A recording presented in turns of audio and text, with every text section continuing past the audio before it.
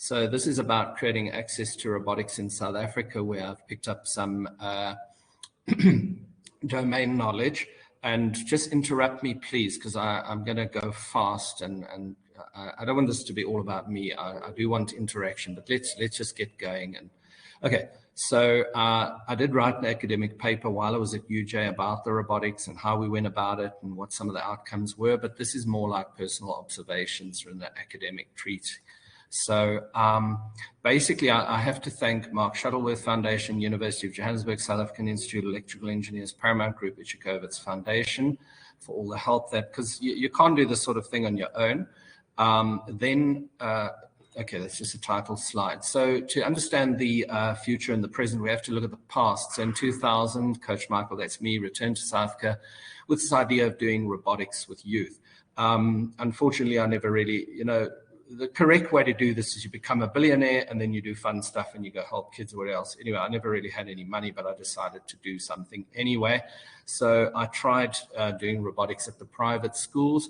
And I had a HNWI, that's a high net worth individual in Pretoria, who funded me. I mean, she took 6 years to get donor fatigue. So I used to go on a Friday to Pretoria. All of this, by the way, I was holding down a regular job. But I was doing the robotics as sort of an extra thing. And then in 2013, I got a bit of a flash grant from Shuttleworth Foundation, which was very, very useful because it kind of got my foot in the door at UJ Techno Lab. And I started teaching kids there, used all of that money to buy robot kits and stuff and spent that on the kids, not on myself.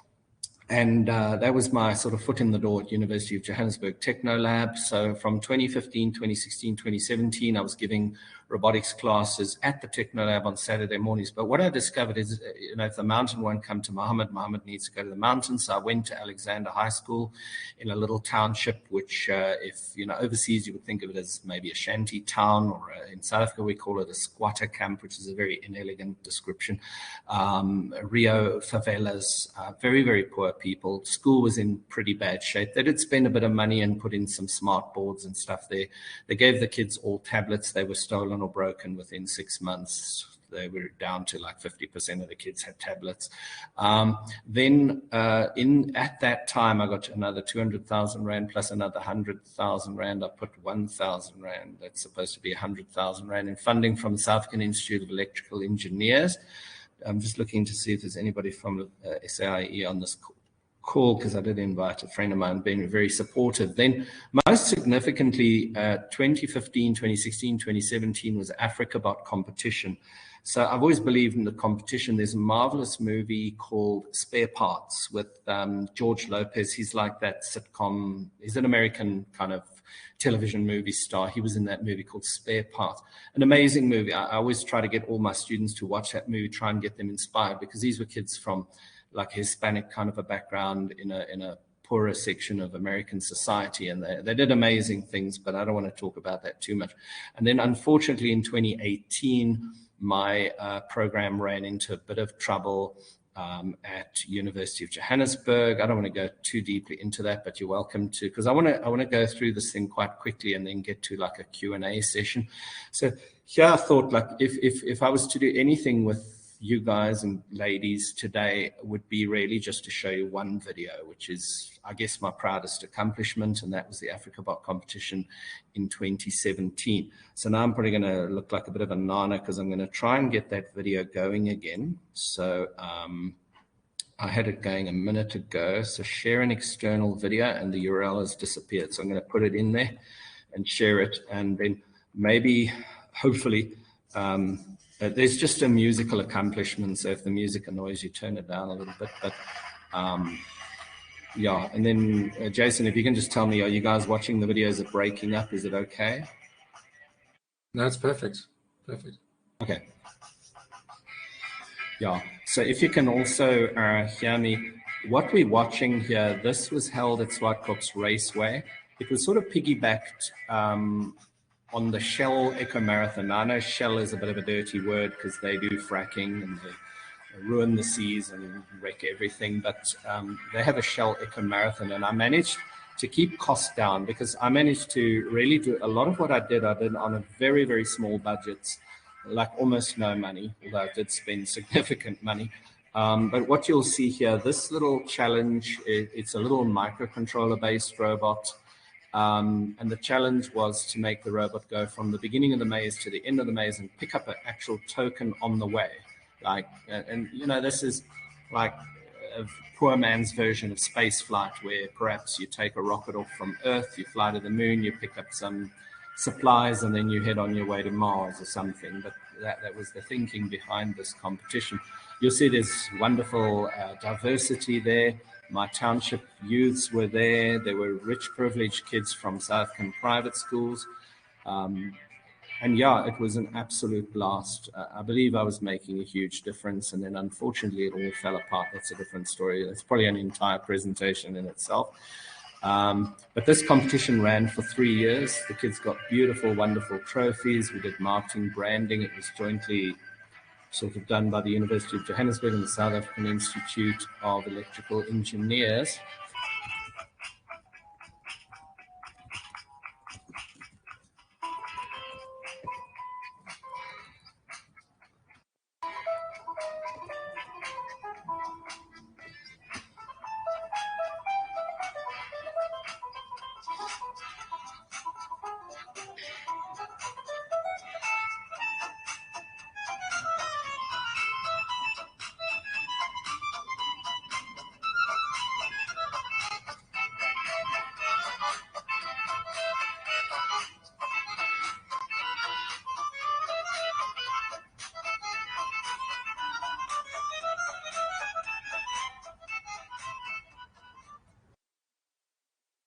Right, so this is like the prize giving. So you'll notice there's a lot of Shell branding around there. I apologize for that, for those of you deeply offended by the Shell company, including me. But yeah, I managed to piggyback my competition on the back of the Shell Eco Marathon, which, I mean, I would have never had the funds to do this. I kind of stopped the video there, and the reason why I'm going to stop the video there is it is kind of on YouTube, and there's some sort of important things to talk about. So I just wanted you guys to, or ladies, to share my excitement, just to see it. It was just so phenomenal. It was so amazing. It was so much work. I mean, I hit the ground running, and I worked my tail off for like the 3-4 years that I was at University of Johannesburg, and then it all fell apart, which is kind of sad. And I think, yeah, look, I ended up unemployed as a result, and I had to sit on the couch and watch my wife weeping, which is never fun. But I think the biggest losers really is young South Africans. Funnily enough, 4 years down the line, we're now 4 years down the line. I actually got a call from the Dean of Faculty of Engineering at University of Johannesburg, because I put a message up on social media saying, like, guys, why was it cancelled? Until today, nobody has spoke to me, nobody's explained. So I'm having lunch with him in March sometime, and I don't know. I mean, hopefully. But anyway, let's go back to the presentation, because I think the value lies in what I learned through the experience. So let's go to the next slide. So I was going to call these obstacles, but it sounded so negative, so I decided to call it factors. So the factors are learners, parents, wealth, and affordability. And I'm going to unpack these in a minute, but we've got program, schools, competition. We've got facility, trainers, hardware, platform, textbook, robot, kits, tools, equipment. Because remember, we're not training accountants. Accountant you can train with a computer, an Excel spreadsheet, maybe a Hewlett-Packard 19B financial calculator. It's not like that with engineering. It's a whole different thing. And then marketing, staff, admin, and the F word, funding. Okay, so let's unpack these. If we look at learners, parents, wealth, affordability, most youth in South Africa live in communities battling with systemic poverty. There's drugs, there's vice. I mean, yeah, there's a thing in South Africa called blessers, where old guys find young women who are vulnerable. And I mean, I think I did watch the Jeffrey Epstein. It's kind of that sort of a thing, but on a poorer sort of a scale, where old men exploit young women. Most young engineers in South Africa have engineers as parents, and these are the usual privileged suspects. Young engineers without engineer parents, that's parents, come from wealthy support structures. Like, in other words, if you're a wealthy lawyer, you can train your kid to be an engineer. Then South African companies are forced to pay a lot of money to hire engineers from USA, UK, India, Germany to meet their immediate requirements. They don't have time to get somebody who knows nothing about engineering and turn them into an engineer, which is good for expats. I mean, expats come to South Africa and they live here like royalty and they earn big. Training engineers takes years, sometimes decades. This author believes the time to start training an engineer is around 8 years old. But I'm a member of the Meccano Club here. I'm the youngest person there, believe it or not, look at my gray hair. But one of the members there, he was given a Meccano set when he was 4 years old, and he decided on the spot that that's what he was going to do with his life. And he did, and he's now like 88. And then the robot science, what I do, is very age specific. What I do starts at age 14. And the reason for that is because I can't cover all the different bases. And I think the Lego company, in spite of the fact that I'm more a Meccano fan than a Lego fan, the Lego company does a great job of with the little people, because little people don't really, Meccano is ideal for, anyway, let's not get into that.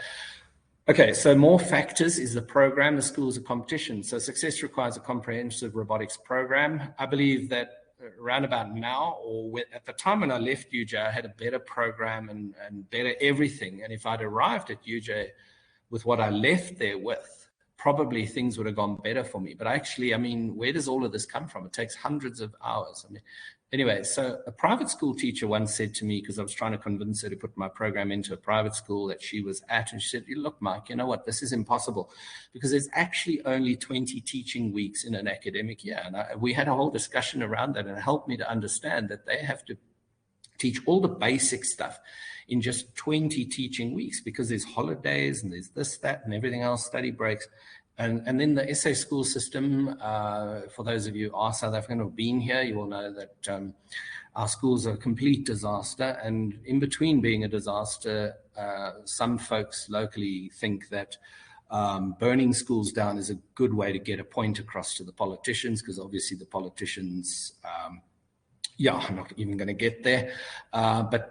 So then the annual robotics competition provides direction, focus, and so much excitement. I mean, it's like a whole event. It's like highlight of the academic year, or not even that. It's the highlight of the social year for many young people from more or less privileged. I'm talking now probably lower middle class people, which in South Africa, those are still wealthy people, because we have this vast poverty thing going on. Anyway, so, and then the competition is absolutely vital. I mean, what I know is, like, just as an example, one of the private schools, they came to our first robotics competition, and I think they got like 10,000 rand in funding, and they built a couple of robots, and they went back to the school with these beautiful trophies. You might have seen them in the little video there. And it was a relatively new school, and they had a glass cabinet, and these trophies featured big in the glass cabinet. And suddenly they got a lot of money from the school, because parents coming to the school on open day considering should we put our kids in this school or not, saw these trophies. What's that all about? Oh, we've got robotics at the school. And the parents were all excited, and the kids, I want to go to that school, Mum or Dad. You know what I mean? So the competition is such an important thing. It's all part of your marketing. Anyway, next slide here. So right about the time that I was being pushed out the door at University of Johannesburg, I had introduced higher levels of robotics, because the video that we watched earlier was quite a basic robot. And I have this machine learning robot, but now I'm going to have to do a very, very quick search on YouTube to see, because, and I'm going to search machine learning robot, microbot science. And I'm hoping the video, I mean, all my videos are up on YouTube. So I'm just going to try and find a link very quickly, because Africa, these are my various YouTube channels. Here it is. Okay, so there's a machine learning demonstration here.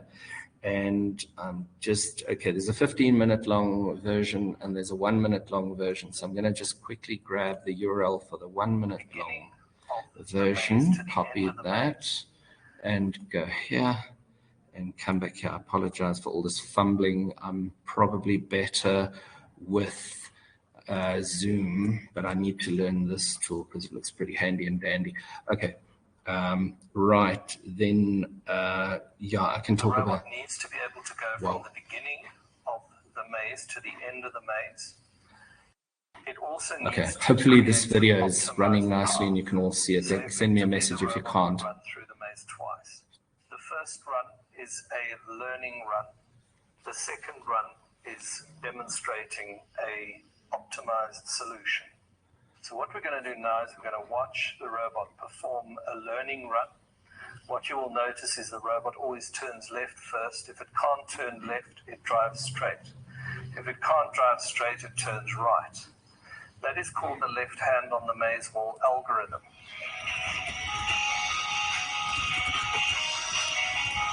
All right, so let me get rid of this. However, let me do this, stop sharing an external video. Okay, so I'm getting better. Thank you very much for your patience. So that little demonstration there, that's the advanced section. Now, and I'll talk about them in a minute as well, but these books here, so I've got these Robotics 101, I called it Handbook 1. That's all the basics. That's essentially the old competition. And that would be your grade 8, grade 9s in South African terms. Those would be sort of 12 to 15-year-olds. And then this is Robotics 101 Handbook 2, which includes the machine learning, which is that little video that you guys and ladies just watched there. Any questions? Yeah. Okay, so let's talk about facility. These are the factors. So facility and trainers. So you can't operate in outer space unless you're in the space station, of course. You need stuff like, yeah, and then you need, I mean, if you're going to do a competition, I mean, at the school or at the Technolab, wherever you are, you've got to have a maze set up there for the youngsters to practice in, because how do they prepare? I mean, a funny story, and I'll keep it short and sweet. One of the contestants at the AFFORDABILITY 2017 competition arrived from Cape Town and there by Pretoria where we were.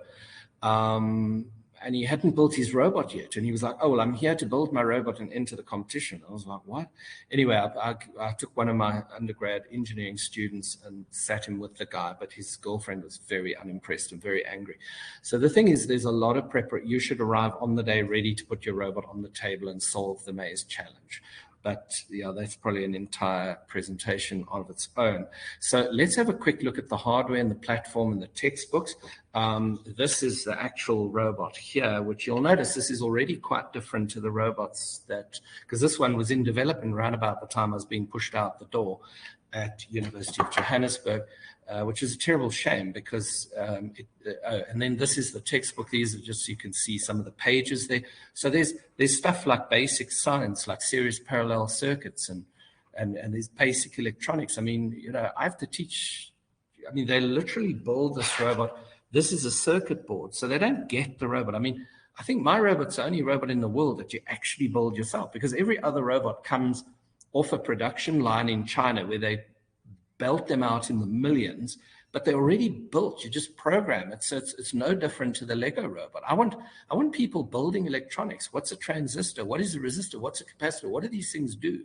Okay, so now let's jump here. Oh, and then I did have the textbook up on the website, but when the drama started at University of Johannesburg, I had to take everything down because they were trying to steal like 15 years of my life away from me. Now I know that Shuttleworth Foundation is all about open source and sharing and whatever else. But the thing is, you know, there has to be a balance. And if you know, people need incentive to do stuff because, you know, let's say they'd succeeded in pushing me out the door at UJ and the show just carried on as per normal. Where does Mike fit into the world? I mean, you know, am I expected to go stand at a traffic light with a piece of cardboard begging people for money to support myself? So these are questions that do need to be answered, you know. Anyway, okay. So over here, I've got a link to an instructional video. So I'm going to see if I can lightning quick just, and we're not going to watch the whole thing because then we won't have time for a Q&A type session. But I'm just going to quickly put something up so you can see, because I've made like dozens, if not hundreds of instructional videos. This is time and energy. I mean, so we go to YouTube and let's go top deck. I should share my screen so you guys and ladies know what to look for. Electronics Africa. And there's the video. Okay, I do apologize for this. Just bear with me a couple of more seconds and copy the link. and pop it into this function here, share an external video, and share the video. This is a 20-minute long video of just made for 14 to 18-year-olds and maybe even undergrads and grads.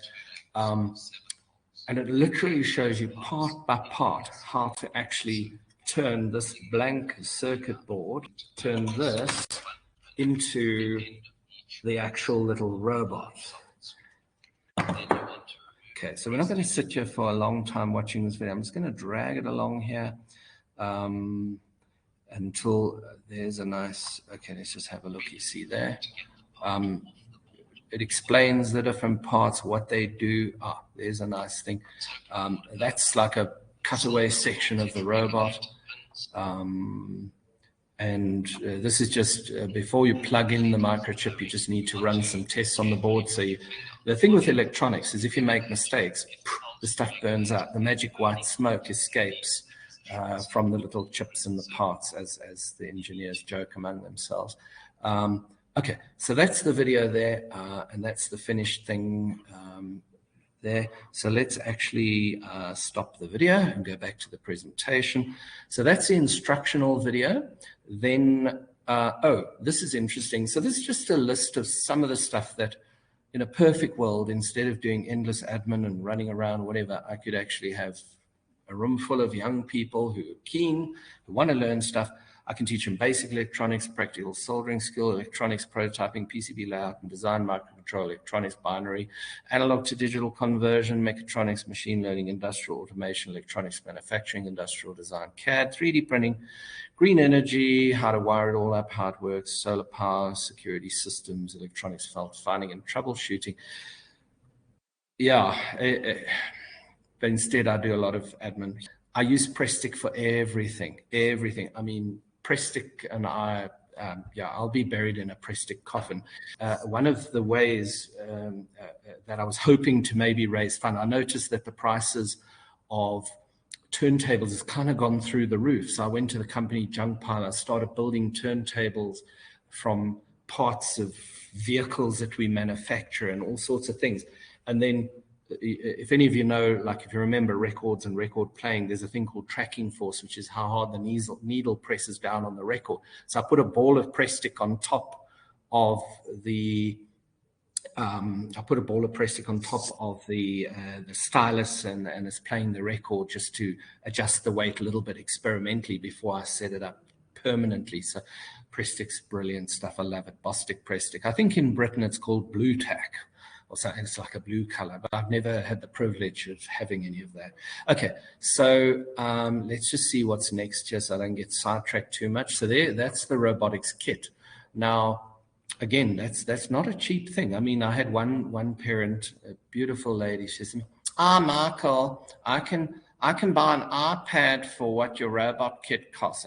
Marketing, admin, staff, and funding. So you need an ecosystem for success. And what I'm talking about there, when I was at University of Johannesburg Technolab, we had, there's a University of New Hampshire, which is near Boston, and we had these profs come out from the civil engineering faculty there. And we actually did a girls' winter camp to try to encourage, because in America they have a girls' summer camp to try to encourage young women to consider engineering. So I asked Prof. Bob, beautiful man. I said to him, so how many people have you got there over at UNH doing these girls' summer camps? Because they came to advise us on our winter camps. And he said to me, no, we've got 65 people. I said, oh, wow, is that the whole engineering faculty? He said, no, that's just the girls' summer camps. And then he said to me, which is amazing, because if they've got 65 people running the girls' summer camp, I'd hate to imagine how many people they got to run the whole faculty. He said to me, and how many are you here at the Technolab? Well, I said, well, it's the reception lady and myself. I said, really? I could see the look of complete disbelief on his face. But, you know, I mean, Elon Musk is proof that South Africans can do more for less, and Shuttleworth as well. So who designs the hardware, updates the textbooks, instructional videos? Well, most of that's already done by yours truly here. Who sources the parts? Who packs the kits? That's a bit of a point of controversy, because Mantech is a little electronics import company that's owned by a Hong Kong company. It was started by a South African entrepreneur. They actually charge to pack those kits because they have to pay their staff. And if their staff are taken off other work and are packing robot kits, who pays them? Whoever buys, yeah, anyway, that's a long story. who trains the trainers? Well, the textbooks are written and the videos are made. So, but then who trains the youth? Can Mike train thousands and thousands, hundreds of, I mean, we need hundreds of thousands of techs in this country. Can I train them all? Probably not. Who organizes a competition? Who looks after the learners? What does looking after the learners mean? Well, when we had that Africa competition there by Swartkops, if we didn't give those kids food, they don't get food. When I had my Saturday morning robotics club going at University of Johannesburg Technolab, I organized them taxi fare money to get there. They live in Hillbrow, which is about an hour's walking from Hillbrow to the University of Johannesburg. And they were giving that taxi money to their families to feed their little brothers and sisters because of the systemic poverty. And they were walking to the Technolab because if they didn't come to the Technolab and attend the classes, they would stop getting the taxi fare. So, you know, I mean, it's a funny thing when you're trying to teach young people how to be engineers and now you're becoming almost like a social worker. But anyway, and then, so the next point, special measures to counter the effects of systemic poverty. If you've got an empty stomach and your little brothers and sisters are starving, it doesn't really put you in the right frame of mind, probably, to become an engineer and change the world. And then where does all the money to fund the above come from? Now, conclusions. Okay, so these are my personal conclusions. I hope I'm not going to come across negative, but based on 20 years of efforts to run robotics education profitably in the wealthiest private schools, the idea that robotics for underprivileged youth in South Africa should or could or somehow could be subsidized by the wealthier folks, that's doomed to failure, because even in South Africa, the wealthiest private schools plead poverty. Let me give you an example of that. The only, I mean, I've been in and out of wealthy, prosperous South African private schools for the last 20 years. At the moment, my hardware and textbook and whatever is only being used in one school in South Africa, happens to be the highest school fees in the whole of South Africa. It's a little school called Bishops.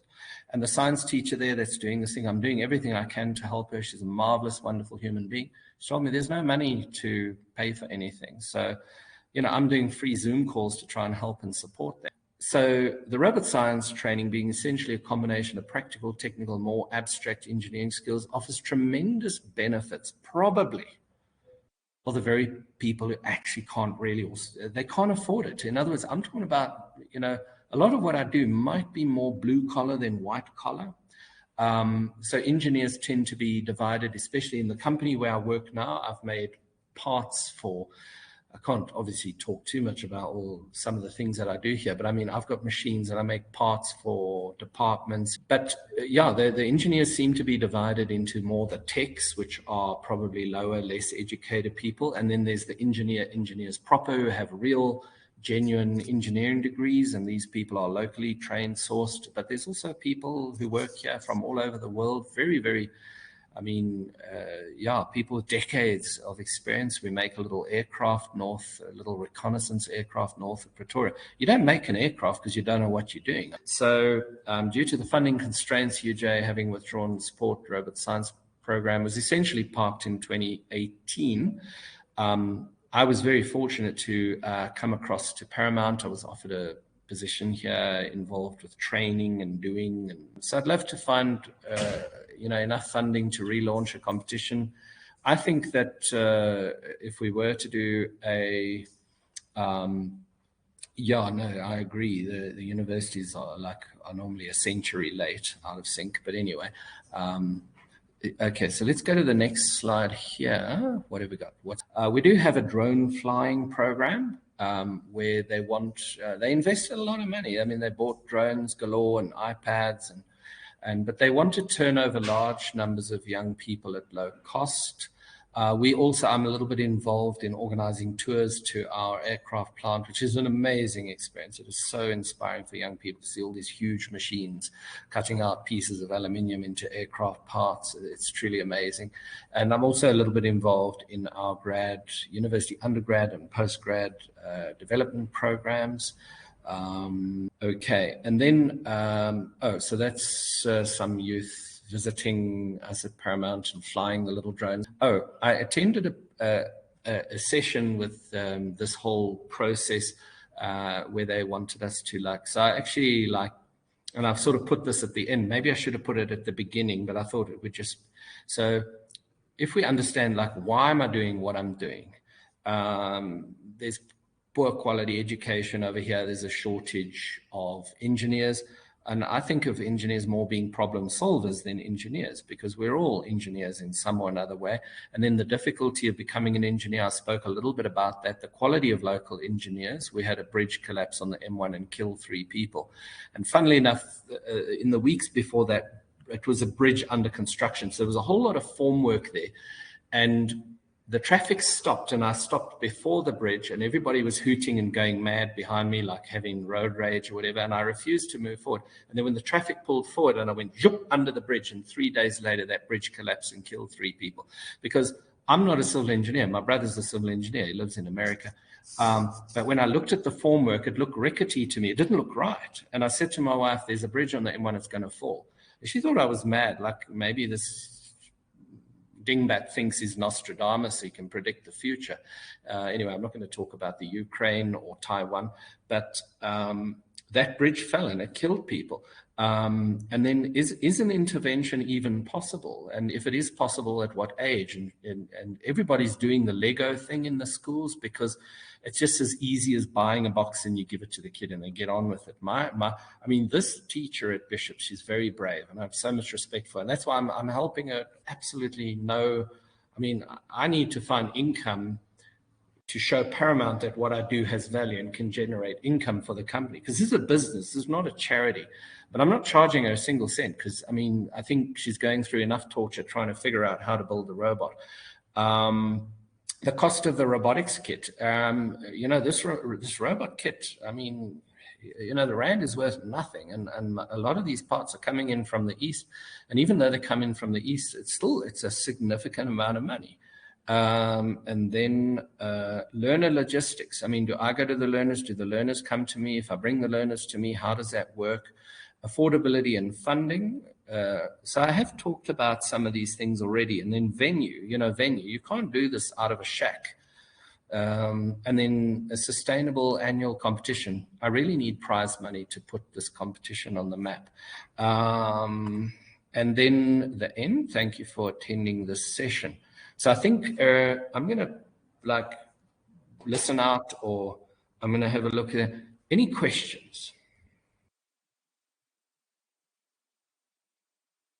The PC board that you use for your robot, is that a custom designed one, or is it a generic one that you've been able to use for assembling it?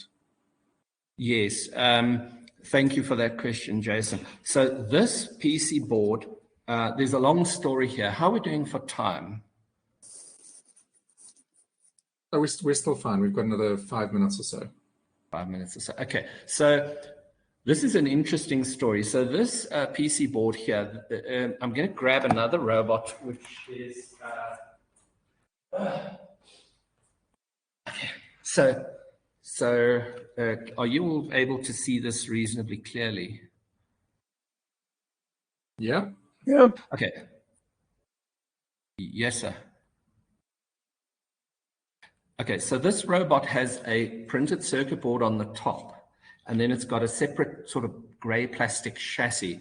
And when I was at University of Johannesburg, there was an unused CNC machine lying in the mechanical engineering department. So I took like 10 of my students. You can't believe how heavy this thing was, but we literally borrowed it, took it back to the techno lab, and I set it up there and I started cutting, because before this robot, we actually had robots that were literally made out of junk. And I was sort of sitting looking at this robot the one day. These were all CNC cuts. So you've got like a lot of cost in this robot, because it was a cost of making the circuit boards, and then it was the cost of making the chassis. And I sort of looked at this and I said to myself, what if the chassis was the circuit board? But this was actually manufactured for us by Mantech. So I did the design and the layout, and this thing breaks apart. Let me demonstrate that. So these are the side pieces of the chassis, and you kind of break them off, and then you break these bits off. And this is the actual controller board from that video, and you put the parts on here, and then you screw it all together, and it becomes the robot. So you've eliminated a major cost, and this is a very cost sensitive thing. So that was a major breakthrough, but that only kind of came towards the end of my time at UJ. And the funny thing is to get a decent price on a printed circuit board that you're going to make locally, because obviously you can get these things out of China. But Mantech actually ordered 300 of these. They did actually make money at one stage off the back of some of my efforts, because they had an initiative going in a cool school near Santon City, if you know Joburg, called St. David's Maris Brothers in Land. It's another one of these shockingly high private school fee schools. And they were ordering like 100, they were ordering like 300 boards a year and building 300 robots, because they were, for a short span, they had every single grade 8 and every single grade 9 learner in that school building my robot and learning. And then one of the teachers there mucked it up because his kid went to university and decided he was an expert, and he completely mucked up the whole thing and it all fell apart, which was a shame. But anyway, you live and you learn. But just to get back to that question, so Mantech manufactured 300 of these boards just shortly before I was being pushed out the door at UJ, and they ended up sitting with these things. They actually gave me 50 of these to give away, but on the proviso that I would only give this to somebody who'd actually bought all the rest of the parts to build the robot. Because the thing is, in the past, even when I was at UJ, we tried giving PCBs away, and the people never bothered, or they didn't have the money to go buy the parts, and they never built those robots. So it just became a stupid thing to give away circuit boards. So to any young, enthusiastic person in South Africa who wants to build a robot, if they go buy the rest of the parts, what is the parts kit to build a robot? I don't have a dollar translator in my head, but the robot kit is roughly 2,750 RONs, which is quite expensive. But if you look at a similar robot there's an American robotics company in Palo Alto, which is Silicon Valley, California. They have a little robot called the Bobot robot, and then they have an Arduino equivalent of the Bobot. And those robots are now selling for about $275 per robot. So the price of this robot is not completely out of line. But another aspect, and I've had a lot of time, since the whole UJ thing fell apart and the competition ended and all of that, I've had a lot of time to think about stuff. And one of the things that I've realized is that what I do is highly problematic, because it doesn't lead directly to a job.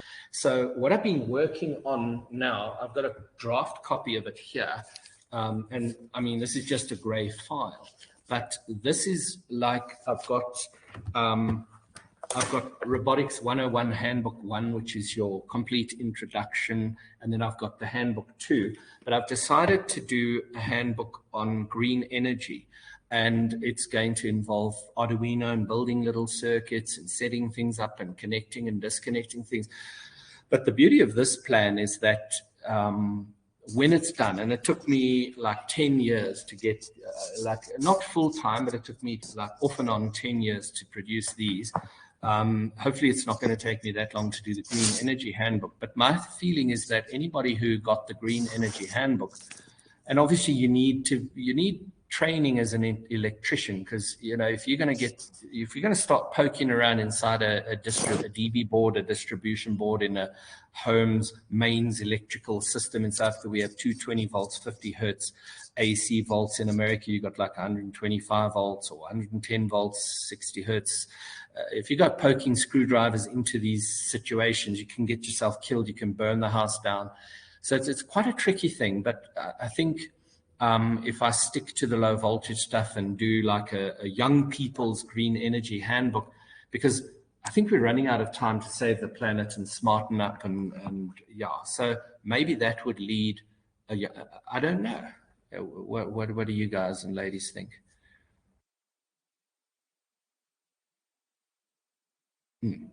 Okay, any questions at this stage? Any advice? I think I need advice, lots of advice. Hopefully advice backed with some funding. No, I'm just kidding. That was fascinating. You covered a huge amount. And, clearly there's, you're looking at a big vision and trying to get different bits of it to fall into place and so on. A typical early adopter problem is that people don't understand what you're about, and it takes a long time for conventional organizations to pick up with what you want to try and do. That's quite right, Peter, and thank you very much for that. And the fact that after 4 years of being rather inelegantly, unceremoniously pushed out the door at UJ, they now suddenly want to talk to me. Maybe that's to do with that. And so I've decided, I worked for quite a smart guy at one point, and he said to me, I don't know if it was a reflection on me, but he said, Mike, to take offense is to give offense. And I'm a bit of a stupid guy, so I had to think about that for quite a long time before I sort of understood what he was getting at. And what that taught me is no matter how strangely people might behave or the things they might say, one should never get offended. One should remain open-minded and curious. And so I'm going to the council chambers at the university to meet with the Dean of Engineering with a very open mind. I want to listen to what he's got to say and what they want to do. And whether that does or doesn't involve me, I have no idea. I mean, I don't even know. Yeah, I don't know what's on their minds, but yeah, I think you are quite right. But I think, like for all of us, we can understand the problem, we can describe the problem, we can discuss the problem, but finding a solution for a problem, I don't know. I just don't think I'm clever enough, because I was always hoping that I could somehow meet up with an accountant person who would explain to me how to get it all to add up into something that makes sense. But the accountants that I have met on my journey normally take one look at what I do and what it costs and what the upside and the downside is, and then they run a mile and I never hear from them again. And if I phone them, they won't take my call. What does that mean? Well, I hope your conversation with the Dean goes okay. This came as a result of being slightly publicly critical, is that right? In what sense? I mean, I thought you said you posted something that... My observation of University of Johannesburg, they seem to prefer to post newspaper ads and put billboards on the highway claiming to do all sorts of things to do with robotics. But the one person who was there was making a real difference and doing, I mean, I'm sorry if I sound arrogant, I apologize for that, but I was doing incredible things. It was just incredible. I mean, I would have never in my wildest dream thought that I could have done some of the things that I was doing. And that just meant nothing to them, and they just bombed it. And so in recent times... Well, look, universities are driven now by student numbers and grant income and public standings in the world, and most deans will have this sort of thing. You have to, it's run much more like an industry now, except it's very badly run generally. So you will, if you have something to offer them for whatever their problems are, then I think you may find some common ground, but it will be in those sorts of areas. I mean, in other words, if they feel they have a mission to do something which you could help with, fine, but don't necessarily expect them to pick up your ideas as something valuable to them.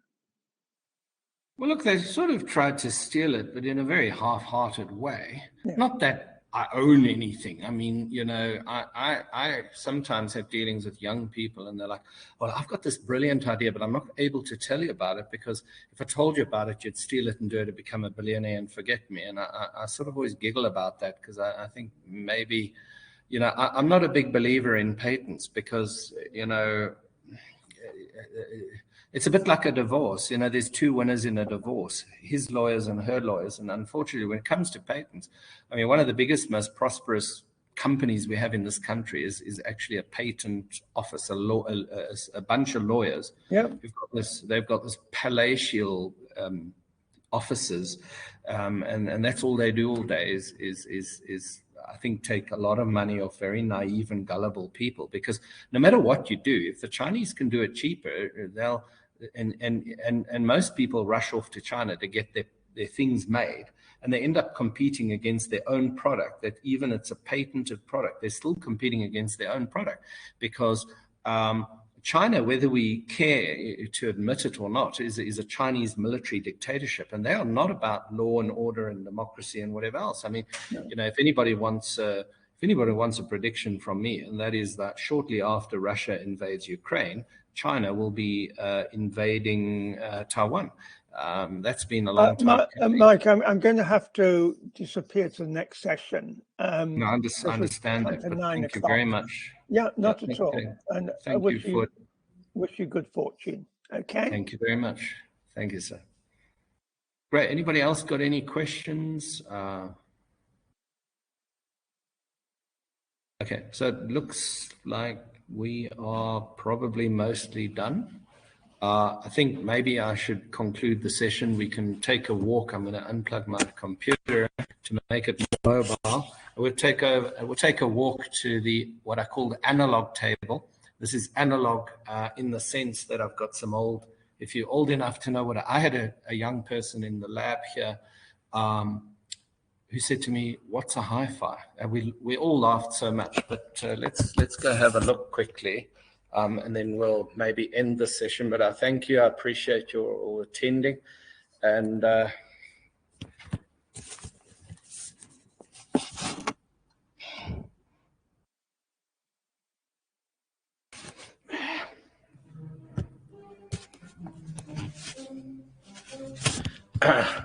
so that's some Beethoven.